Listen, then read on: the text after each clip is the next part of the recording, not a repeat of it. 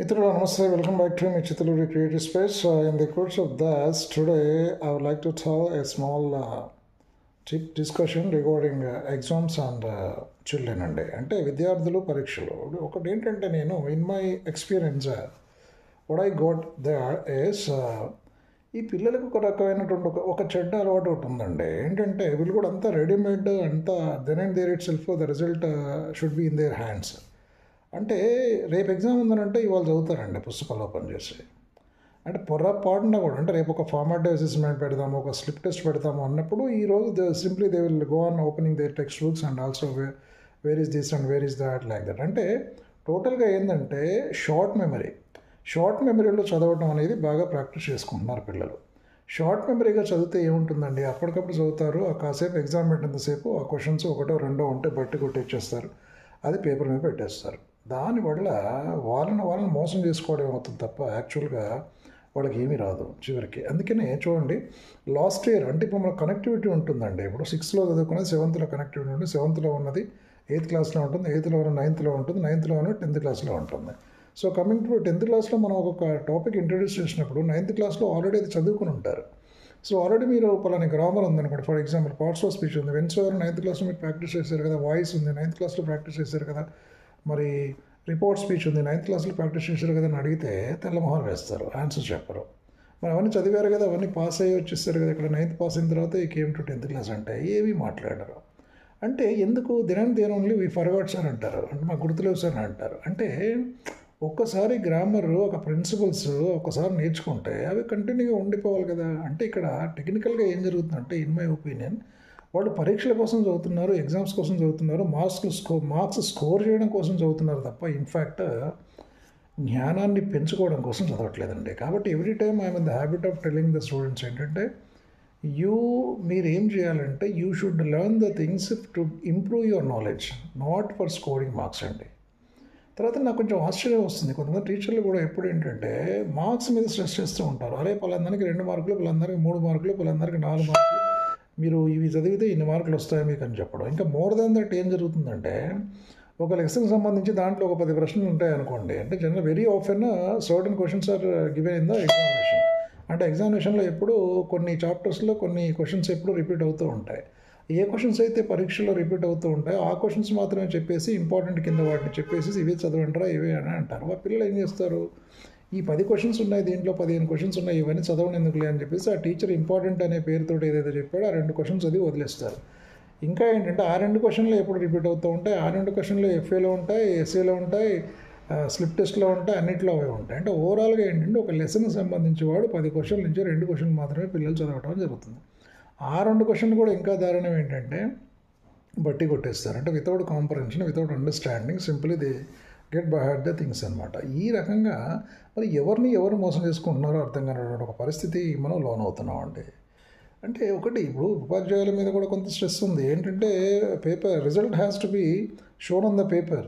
వాళ్ళు ఎవరు అడుగుతలేరు, వచ్చి డైరెక్ట్గా ఓరల్ అడగడం, వాళ్ళ టెస్ట్ ఏమిటి, వాళ్ళు ఎక్కడ ఉన్నారంటే ఎవరు అడుగుతలేరు. జస్ట్ ఏంటంటే పేపర్స్ ఎవరైనా ఇన్స్పెక్షన్కి వచ్చినా కానీ పరీక్ష పేపర్లు తీసుకురండి, వాళ్ళ పేపర్లు తీసుకురండి, అవి చూపించడం ఎన్ని మార్కులు వచ్చాయి ఏమిటి అని ఇవాల్యుయేషన్ చేశారు, ఎట్లా చేశారు, ఎన్ని మార్కులు వచ్చినాయి అంతవరకే చూస్తారు తప్ప నిజానికి ఒరిజినల్గా పిల్లవాడి దగ్గర ఏ రకమైన నాలెడ్జ్ ఉంది, ఓరల్గా ఏమైనా క్వశ్చన్ ఇస్తే వాడు ఆన్సర్ చెప్పగలుగుతున్నాడా, అప్పటికప్పుడు ఏదైనా ప్రాబ్లమ్ ఇస్తే చేయగలుగుతున్నాడా, ఇవన్నీ ఎవరు టెస్ట్ చేయాలండి క్లాస్ రూమ్లో. అంటే లైవ్ చెకింగ్ అనేది లేకుండా పోయింది.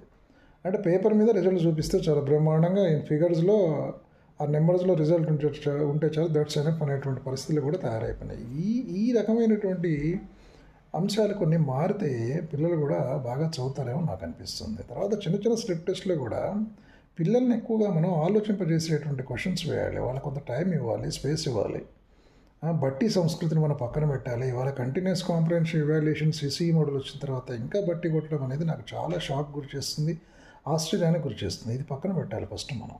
అంటే అవసరమైన number of questions we go on posing అంద చిల్డ్రన్ అండి. చాలా ప్రశ్నలు వాళ్ళని వేస్తూ ఉండాలి, వాళ్ళ దగ్గర నుంచి మనం సమాధానం రాబట్టడానికి ప్రయత్నం చేయాలి. ఈ యొక్క కల్చర్ని మనం డెవలప్ చేసినట్లయితే వాళ్ళకు అనేక విషయాలు నేర్చుకునేటువంటి అవకాశం ఉంటుంది. తర్వాత ఈ షార్ట్ మెమరీ బేస్డ్ లెర్నింగ్ అనేది చాలా డేంజర్ అండి. కాబట్టి every time I will be stressing. ఏం స్ట్రెస్ చేస్తూ ఉంటాను నేను పిల్లలని అంటే, మీరు ఖచ్చితంగా మార్కుల కోసం చదవండి, మీరు జ్ఞానాన్ని పెంపొందించుకోవడం కోసం ఏదైనా ఒక కొత్త విషయాన్ని వాళ్ళు నేర్చుకున్నామా లేదా, ఎట్లా నేర్చుకున్నామో అది ఏమిటి, మనం ఓన్గా దాన్ని పేపర్ మీద పెట్టగలుగుతున్నామో, ఓన్గా రాయగలుగుతున్నామో అని మీకు సెల్ఫ్ చెక్ చేసుకోండి. ఆ రకంగా ఆలోచించి రాయండి. పక్క వాళ్ళతో కాపీ కొట్టడం కానీ, పక్క వాళ్ళని అడిగి రాయడం కానీ, దానివల్ల మిమ్మల్ని మీరు మోసం చేసుకున్న వాళ్ళు అవుతారు.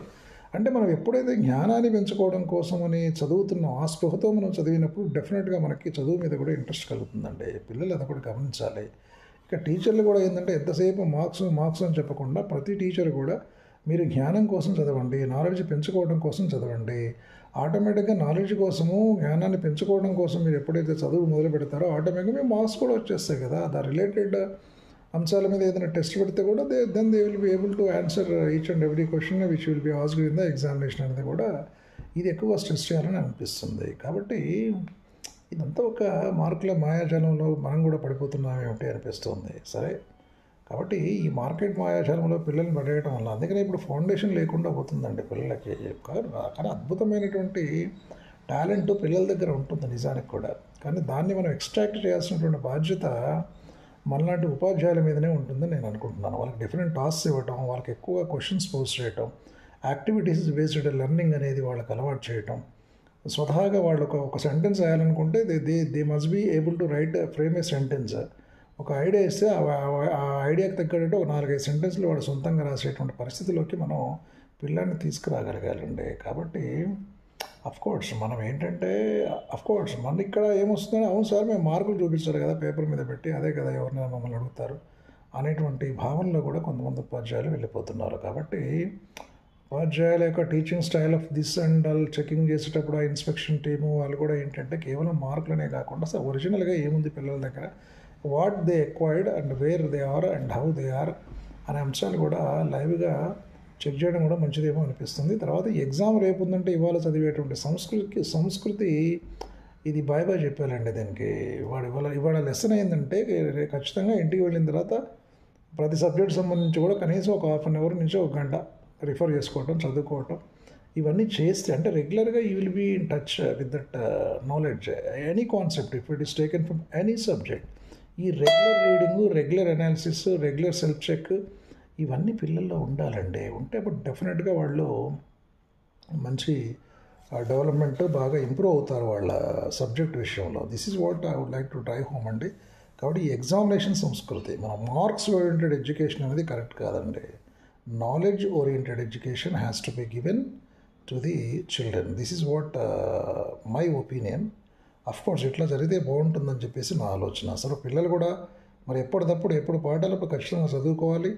కంటిన్యూస్ కాంప్రహెన్షన్ ఇవాల్యుయేషన్ కాబట్టి కాంప్రహెన్షన్కి మనం ఎక్కువ ఇంపార్టెన్స్ ఇవ్వాలి. తర్వాత కాన్సెప్చువల్ టీచింగ్ ఇవ్వాలి. కాన్సెప్చువల్ లెర్నింగ్, టీచర్లు అయితేనేమో కాన్సెప్చువల్ లెర్నింగ్ అండ్ టీచర్లు అయితేనేమో కాన్సెప్చువల్ టీచింగ్.